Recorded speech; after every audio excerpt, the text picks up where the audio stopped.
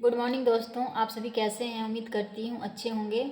और दोस्तों अभी सुबह हो रहा है। देखिए मैं सुबह के 9 बजे नाश्ता कर रही हूँ और ये सेवई है। अभी अभी मैं बनाई हूँ और मैं अभी इसे खाने के लिए मतलब नाश्ता करने के लिए बनाई हूँ। तो दोस्तों आज मैं एक बात आप सभी से बताना चाहती हूँ कि मैं अपने परिवार वालों के खिलाफ़ जाना नहीं चाहती हूँ और ना ही अपने परिवार वालों के खिलाफ़ कुछ गलत शब्द बोलना चाहती हूँ। लेकिन स्थिति ऐसी आ जाती है ना दोस्तों कि इंसान को बोलना पड़ता है, मजबूरन उसे अपनी अंदर की बातें बाहर निकालना पड़ता है। तो वही बात है दोस्तों, वही चीज़ हमारे साथ भी हुआ है। दोस्तों आज मैं आप सभी से अपनी जीवन की हकीकत बताऊंगी, शुरू से लेकर के अंत तक हमारे साथ क्या क्या हुआ है। दोस्तों मेरी शादी 2012 में हुई थी, जून के महीने में। और 2012 के बाद 2013 में हमारा बड़ा वाला लड़का हुआ। ठीक है, हमारा बेटा 13 साल का है, एक 13 साल का है और दूसरा 9 साल का है। तो दोस्तों एक हुआ 2013 में बड़ा वाला, और छोटा वाला का जन्म है दोस्तों 2017 में। तो दोस्तों 2017 तक तो मैं ठीक रही। उसके बाद 2020 में अचानक से मेरा तबीयत ख़राब हो गया और तबीयत ख़राब होने की वजह से मुझे उस समय पता नहीं चला कि मुझे क्या हो रहा है और मैं शुरू में इस पे ध्यान नहीं दी। दोस्तों होता था कि हमारे पेट में दर्द होता था। ठीक है, तो मैं सोची कि इसी तरह पेट दर्द देता होगा। तो मैं क्या करती थी दोस्तों, पहले मैं गांव में रहती थी, अपने ससुराल में गांव में रहती थी। अभी तो मैं गया टाउन में रहती हूँ, लेकिन पहले ससुराल में, अपना जहाँ ससुराल हुआ वहाँ मैं गांव में रहती थी। तो आप सभी को पता होगा दोस्तों कि गांव में उतना साधन रहता नहीं है। तो ऐसे ही मतलब बगल में दुकान, पता है कि आप सभी को गांव का दुकान कैसा होता है। टाउन के शहर के जैसा दुकान होता नहीं है कि वहाँ चीज़ हर चीज़ अवेलेबल होता है वहाँ पे। तो दोस्तों कुछ कुछ चीज़ें वहाँ पे मिलती हैं। तो दर्द को कंट्रोल करने के लिए ना दोस्तों मैं पैरासीटामोल या दर्द का दवा ऐसे ही दुकान से ला करके खाती थी। तो जब मैं दवा खाती थी तो कुछ देर के लिए दर्द ठीक रहता था, उसके बाद फिर से वही हाल हो जाता था।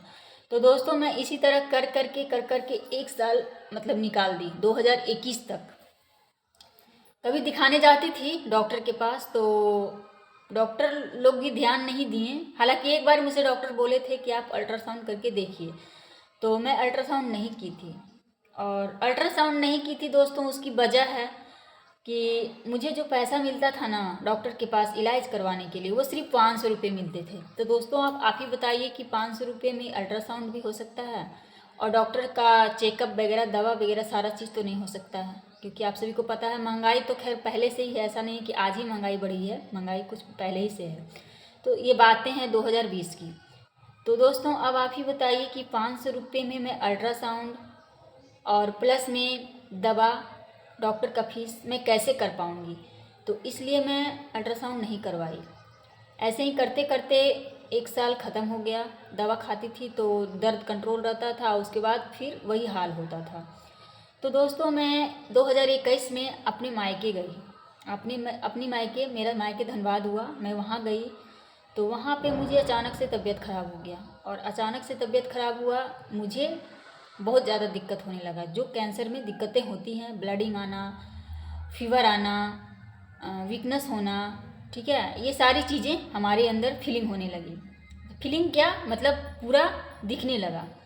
तो मैं डर गई। अचानक से जब ऐसे होने लगा तो मैं सोची कि क्या हो गया, और अचानक से एक दिन बहुत ज़्यादा तबीयत ख़राब हो गया।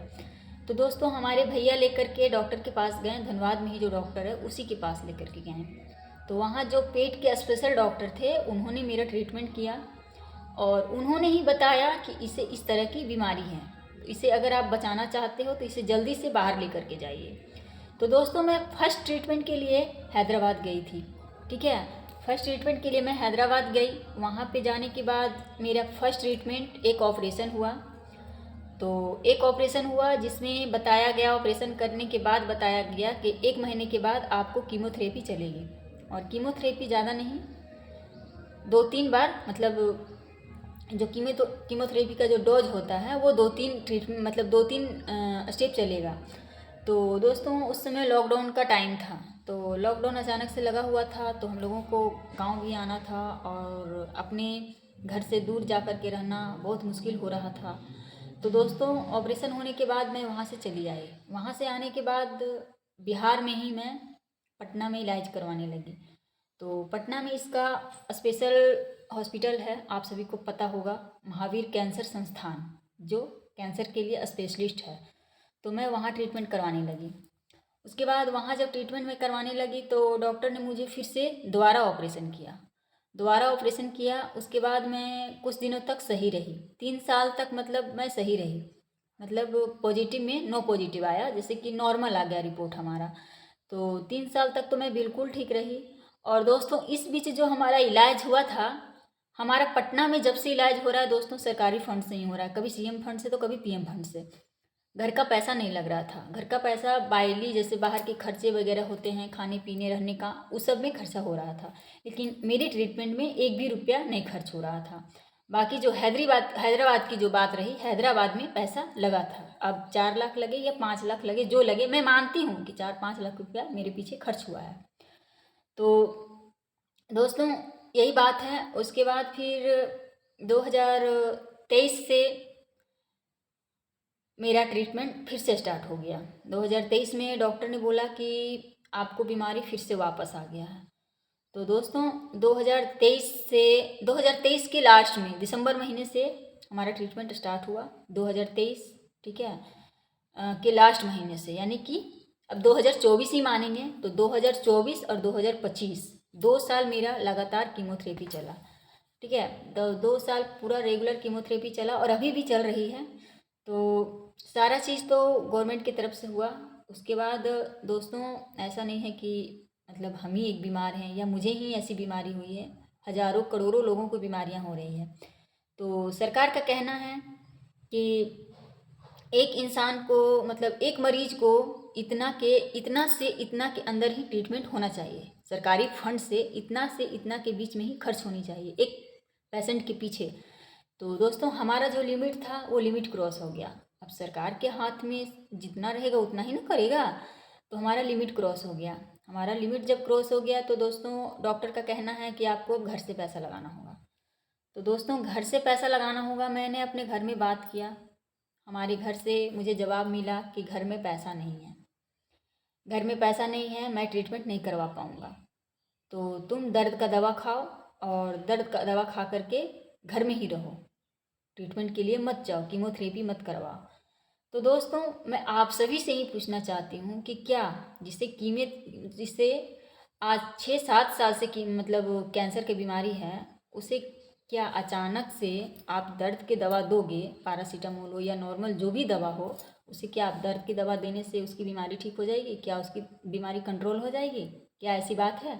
नहीं है।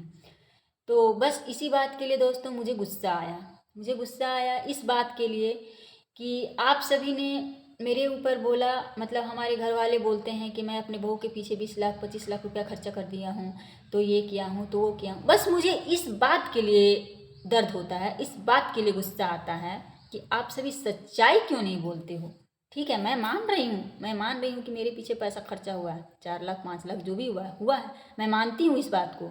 लेकिन आप सभी बोलते हो 20 लाख 25 लाख। ठीक है, तो दोस्तों मैं यही उन सभी से सवाल पूछना चाहती हूँ कि अगर आप लोग 20 लाख 25 लाख रुपया खर्च कर सकते हो, तो क्या आज जब सरकारी फंड बंद हो गया है, तो क्या आप लोग 10,000, मेरा जो फर्स्ट मतलब जो 1 महीने का जो ट्रीटमेंट हो ना दोस्तों, 1 महीना का जो ट्रीटमेंट होता है, जो कीमोथेरेपी चलती है, उसकी प्राइस आती है 12 से 15 के बीच में, मतलब 12,000 से 15,000 के बीच में 1 महीना का ट्रीटमेंट।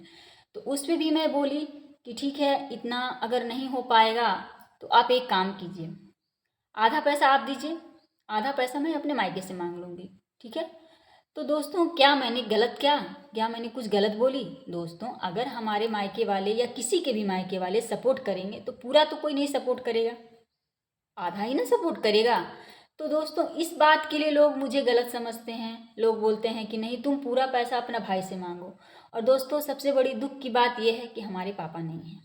ठीक है, हमारे पापा नहीं है, हमारे भैया ने ही मेरी शादी की है और जितनी भी जिम्मेदारियां हैं सारी जिम्मेदारियां मेरे भैया ही उठाए हैं।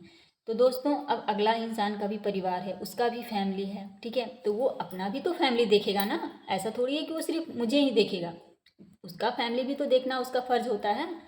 तो दोस्तों आप ही बताइए कि शादी किया हुआ आज हमको 15 साल होने वाला है, तो 15 साल के बाद भी अगर कोई अपनी बहन की जिम्मेदारियां, बेटी नहीं वो भी बहन की जिम्मेदारियां अगर कोई उठा रहा है तो पूरा तो कोई नहीं उठा पाएगा। चाहे वो कोई भी इंसान हो, पूरा क्या कोई उठा पाएगा? नहीं उठा पाएगा।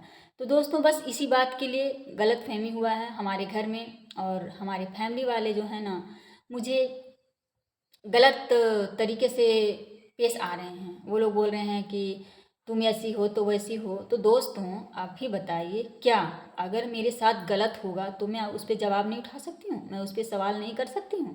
करना मेरा फ़र्ज़ है ना।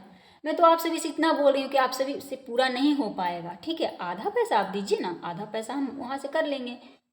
तो इसमें मैंने क्या गलत बात बोली बताइए? अब इस बात के लिए हमारे फैमिली वाले ने मुझे अकेला छोड़ दिया कि जो तुमको समझ में आता है तुम करो। तो क्या दोस्तों किसी को अकेला छोड़ने से परेशानी का हल हो जाता है? आप सभी जो मुझे अकेला छोड़ देते हो, और वो भी इस स्थिति में मुझे लोग अकेला छोड़ करके महीने में, मतलब कि मात्र अगर मेरी फैमिली मेरे साथ रहते होंगे तो 10 दिन, महिला में मात्र 10 दिन, क्योंकि बाकी दिन ना कभी यहाँ तो कभी वहाँ, तो कभी बहन के यहाँ, तो कभी गांव चले जाते हैं, तो कभी वहाँ तो कभी वहाँ। अच्छा आप ही बताइए दोस्तों, ऐसी हालात में किसी को अकेला छोड़ना सही बात है? हाँ? आप सभी हमको छोड़ करके अकेले चले जाते हो। कल के गए मैं घर में अकेली रहती हूँ, अगर अचानक से मुझे कुछ हो गया, इसका जिम्मेदारियाँ किसके पास जाएगी? किसके पास जाएगी? एक तो आप लोग दिखा नहीं रहे हो, दवा नहीं करवा रहे हो, ऊपर से मुझे अकेले छोड़ करके चले जाते हो। ये कहाँ तक की सच्चाई है बताइए, कहाँ तक की सही है? क्या ऐसा करना इंसान के लिए सही है? बोलिए। तो इस ये सब बात के लिए मैं अगर बोलती हूँ घर में तो मैं गलत बन जाती हूँ, मैं अपनी फैमिली वाले को नज़र में गलत बन जाती हूँ, उनकी नज़रों से गिर जाती हूँ। तो क्या मैंने कुछ गलत बात बोला? बताइए, आप ही सब बताइए, क्या मैंने कुछ गलत बात बोला? इसमें हमारी क्या गलती है दोस्तों? मैं तो इतना सपोर्ट कर रही हूँ कि मुझे अब इस स्थिति में भी 12-15 साल के बाद भी मैं अपनी मायके से, मतलब कि आशा रख रही हूँ, उम्मीद रख रही हूँ कि मेरे मायके वाले, मेरे भाई मुझे सपोर्ट करेंगे। आजकल के तो ज़माने में इंसान शादी करने के बाद अपनी बेटी तक को भूल जाता है, लेकिन वो मेरा भाई है, मैं भाई से उम्मीद रखती हूँ। अब बताइए मैं इससे ज़्यादा क्या कर सकती हूँ? इससे ज़्यादा मैं कुछ कर सकती हूँ? तो आप ही सब बताइएगा दोस्तों, इसमें हमारी कहाँ पे क्या गलती है, प्लीज़ कमेंट करके ज़रूर बताइएगा। और हमारा वीडियो अगर सही लगे तो प्लीज़ एक लाइक और सब्सक्राइब ज़रूर कीजिएगा दोस्तों, और हमारी वीडियो को आप सभी ज़्यादा से ज़्यादा सपोर्ट करें। सो दोस्तों आप सभी से मुझे यही उम्मीद है, और बाय दोस्तों।